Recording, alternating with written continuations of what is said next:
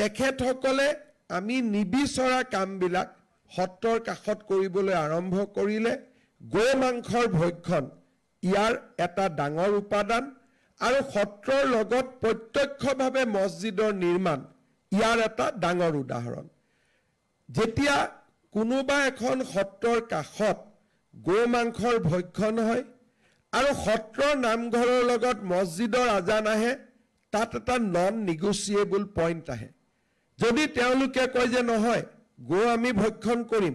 কিন্তু 10 কিলোমিটাৰ দূৰত গৈ পেলাই আমি গো ভক্ষণ কৰিম তাত কনফ্লিক্ট নাহে তেতিয়া তাত কনসেনসাস আহে সত্ৰৰ কাষৰ পৰা থলুৱা লোকসকলক পঠিয়াই দিয়াৰ কাৰণে বা সত্ৰৰ মাটিত যাতে সত্ৰই নিবিচাৰে তাৰ কাৰণে দুটা বস্তু ৱেপনাইজ কৰা হ'ল এটা হ'ল অবাধ বেদখল আৰু অবাধ গো মাংসৰ হত্যা আৰু ভক্ষণ